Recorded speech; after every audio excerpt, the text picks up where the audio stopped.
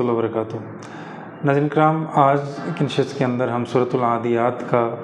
ترجمہ، اس کی تفسیر اور اس کے مرکزی مضامین کا خلاصہ آپ کے سامنے پیش کریں گے۔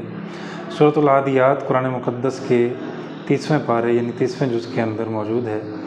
اور اس کا مرکزی مضمون، مرکزی خلاصہ یہ ہے کہ اللہ سبحانہ و تعالیٰ نے سورت کے اندر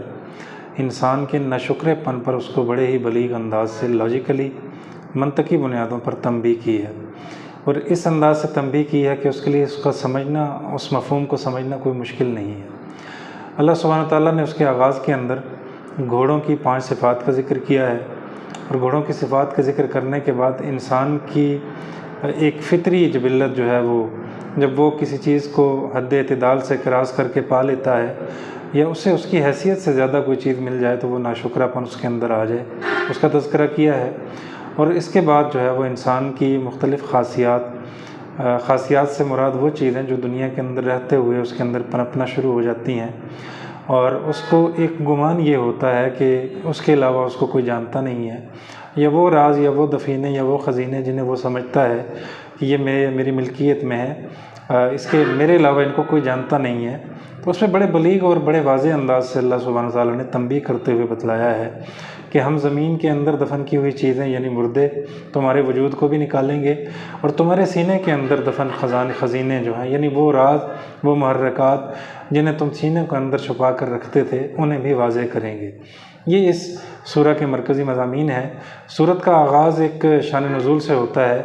جس کے متعلق بعض مفسرین کی رائے یہ ہے کہ یہ درست نہیں ہے۔ یہ حدیث جو ہے وہ، یہ جو روایت ہے شان نزول کی، یہ مستند ذرائع سے ثابت نہیں ہے۔ وہ روایت کچھ اس طرح ہے کہ آپ علیہ السلام نے صحابہ کرام کے کسی دستے کی تشکیل کی اور ان کا ایک ایک دن متعین کیا۔ جب ان کے آنے میں تاخیر ہوئی، بعض مفسرین کے ہاں یہ ہے کہ 1 مہینہ، بعض کے ہاں 15 دن، بعض کے ہاں 2-4 دن تاخیر ہوئی، تو چہ مگوئیاں شروع ہوئی، جس پر آپ علیہ السلام نے تھوڑا سا آپ کے دل میں ایک یہ فطری طور پر جو انسان ہے وہ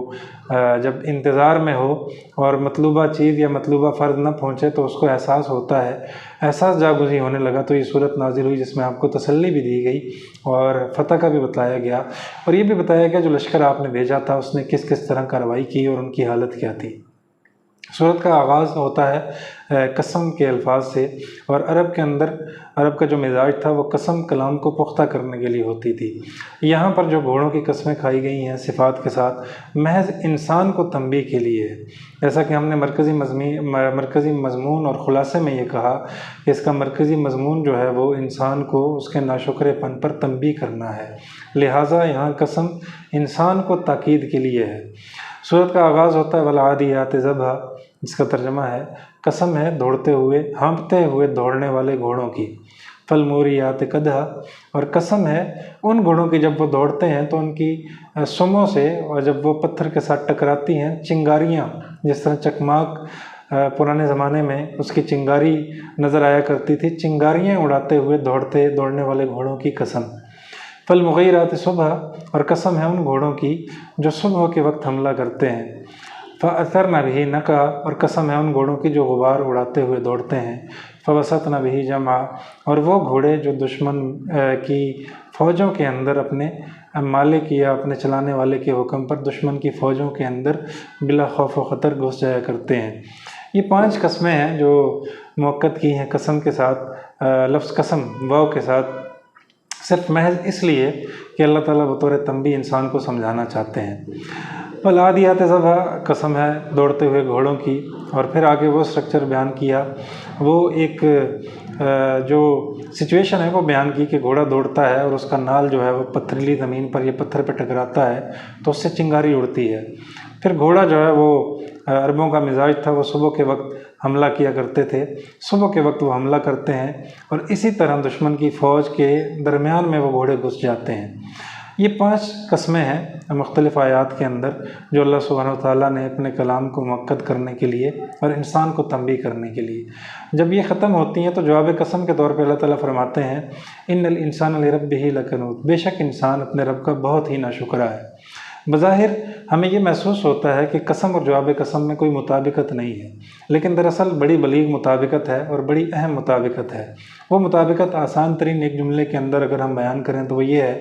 کہ ایک انسان اگر گھوڑا پالتا ہے، اس کو 2 وقت کا چارہ دیتا ہے، کچھ دیر اس کے ساتھ کھیلتا ہے، تھوڑا سا وقت اس کے ساتھ گزارتا ہے، پھر جب اس پہ سوار ہوتا ہے اور خدا نخواستہ اگر قتال کے لیے، جہاد کے لیے، جنگ کے لیے اسے میدان جنگ میں لے جایا جائے تو وہ گھوڑا اپنے مالک کا اتنا وفادار ہے کہ 2 وقت کے چارے کے بعد وہ اس کی وفاداری کا حق ادا کرتے ہوئے اپنی جان کا نذرانہ پیش کرنے سے کتراتا نہیں ہے۔ لیکن یہی انسان ہے جسے رب نے مدتوں سے پالا، جسے رب نے ہر نعمت باہم پہنچائی، جسے رب نے ہر خوبی عطا فرمائی اور مخلوقات میں سے اعلیٰ ترین وصف انسانیت عطا فرمایا، یہ اپنے رب کا ناشکرہ ہے جو رب مدتوں سے اس کو کھلا رہا ہے، پلا رہا ہے، اس کی ضروریات کو پورا کر رہا ہے۔ یہ جانور سے بھی گیا گزرا ہے کہ وہ اپنے مالک، وہ مالک جو اس کی عنان لگام تھامتا ہے تو اس کے کہنے پر چلتے ہوئے دشمن کی فوجوں کے درمیان جانے سے کتراتا نہیں ہے، لیکن یہ انسان ہے جو صبح و شام رب کی نعمتوں سے استفادہ کرتے ہوئے بھی اس رب کے ہاں سر سجدہ ریز کرنے سے کتراتا ہے۔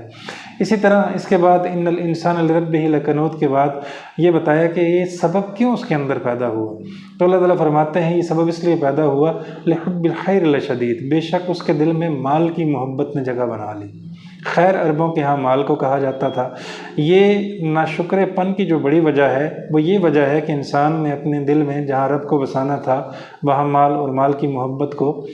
دامنگیر بنا کر صبح و شام اس کے ذکر کو کرنا شروع کر دیا۔ اللہ کی محبت کی جگہ جب مال کی محبت آئی تو پھر یہ ناشکری اس کے اندر پیدا ہوئی، وہ واجب حقوق جو اس کو ادا کرنے تھے اس میں کوتاہی کرنا شروع ہو گیا۔ لحب الخیر لشدید، انہ لحب الخیر لشدید، اور اس کے بعد اللہ تعالیٰ فرماتے ہیں افلا یعلم اذا بعثر ما فی القبور، کیا یہ جانتے نہیں ہیں کہ انہیں قبروں سے نکالا جائے گا، وحصل ما فی الصدور، اور جو کچھ سینوں کے اندر دفن ہے وہ بھی ظاہر کیا جائے گا۔ یہاں بظاہر تو یہ معلوم ہوتا ہے کہ قرب قیامت اور قیامت کے جو مناظر ہیں اس میں جب قبریں شک ہوں گی اور اس میں سے مردے نکلیں گے اور اس کے بعد جو ہے وہ حساب و کتاب کے مناظر ہیں، لیکن دراصل یہاں پہ ایک بلیغ تشبیہ یہ ہے کہ جو مردوں سے مراد ہے وہ محض قبروں کا شک ہونا نہیں ہے، بلکہ مراد وہ مال بھی ہے جو اس نے مختلف لوگوں کے حقوق مار کر اکٹھا کیا تھا، اور ان کے جو غریب تھے یا جو ایسے قسم پرسی کے مارے لوگ تھے ان کے حقوق کو دبا کر جو پیسہ یا مال اکٹھا کیا تھا وہ بھی ظاہر کیا جائے گا۔ اور اسی طرح وحصل ما فی الصدور، وہ راز جو اس کے سینے کے اندر مدفن ہے، وہ راز جو اس کے سینے کے اندر دفن ہے، وہ چیزیں جو سبب بنی تھی اللہ کے حضور پیش ہونے سے اس کو روکنے کی، وہ محرکات جو اس کے سینے کے اندر تھے، جو پوشیدہ تھے، جو اور کوئی نہیں جانتا تھا۔ بالخصوص اس میں مذہبی لوگ بھی آئیں گے جو اپنے چاہنے والوں کے لیے بسا اوقات مختلف قسم کے ایسے افعال بھی کرتے ہیں جن کی شرعاً اجازت نہیں ہوتی، اور وہ دل میں اس کو جان رہے ہوتے ہیں کہ یہ ممنوع ہے، تو اس سے بھی اللہ تعالیٰ نے ظاہر کیا کہ اس وقت تو آپ وہ عمل کر گزرتے ہیں، لیکن وحصل ما فی الصدور، ایک وقت آئے گا اللہ سینے کے رازوں کو جو آپ کے گمان میں ہیں کوئی اور نہیں جانتا، اللہ ان کو بھی واضح کر دے گا۔ وحصل ما فی الصدور ان ربہم بہم یومئذ لخبیر، اور بے شک وہ اللہ جو ہے وہ ان تمام چیزوں کو اچھی طرح جاننے والا ہے۔ آخری آیت میں بطور تنبیہ اللہ تعالیٰ نے یہ بتایا کہ یہ جتنے اعمال ہیں جو سبب بنتے ہیں اللہ تعالیٰ کے حقوق ادا کرنے سے رکاوٹ کی، ان تمام اعمال کو اللہ دیکھ بھی رہا ہے، جان بھی رہا ہے۔ تو انسان کا یہ گمان کہ مجھے میرے علاوہ کوئی نہیں دیکھتا، میں فلاں کے حق پہ ڈاکہ مار دوں، فلاں چیز میرے دل کے اندر پوشیدہ ہے، یا فلاں معاملہ جو ہے وہ فلاں بندے کے ساتھ میں نے کیا اور میرے دل کے اندر ہی ہے، وہ اور کوئی نہیں جانتا، تو اللہ تعالیٰ نے اس پہ تنبیہ کی ہے، یہ بھی آپ کا دھوکہ ہے۔ یہ ساری چیزیں اللہ تعالیٰ واضح طور پہ جانتا ہے۔ تو آخر میں خلاصے کے طور پہ، سمری کے طور پہ ہم دوبارہ اس کو ریپیٹ کرتے ہیں، اس صورت کا بنیادی مضمون انسان کو اس کے ناشکرے پن پر تنبیہ ہے، اور بطور تمثیل کہ اللہ تعالیٰ نے گھوڑوں کی مثال اس کی 5 صفات کے ساتھ دی ہے اور اس کی وفاداری کو ذکر کیا ہے، اور پھر بعد ازاں انسان کے ناشکرے پن کا ذکر کر کے جواب قسم کے طور پہ یہ بتلایا ہے کہ اگر جانور 2 وقت کی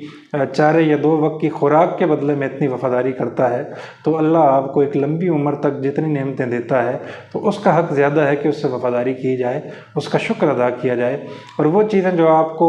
رکاوٹ کا باعث بنتی ہیں ان میں مال سب سے اول ہے، مال کی محبت کو دل سے نکالا جائے اور اللہ کی محبت کو دل میں لایا جائے، اس لیے کہ دل کا جو معاملہ ہے وہ انسان کا گمان یہ ہے کہ وہ اس کے ساتھ ہی خاص ہے، ایسا نہیں ہے، بلکہ اللہ تعالیٰ ایک وقت میں یہ تمام راز سینے کے ظاہر کرے گا، لہٰذا اس سے پہلے اپنے خالق کی وفاداری اور اپنے خالق کی محبت کے جو اعمال ہیں ان کو کرنا شروع کر دیا جائے۔ وآخر دعوانا ان الحمد للہ رب العالمین۔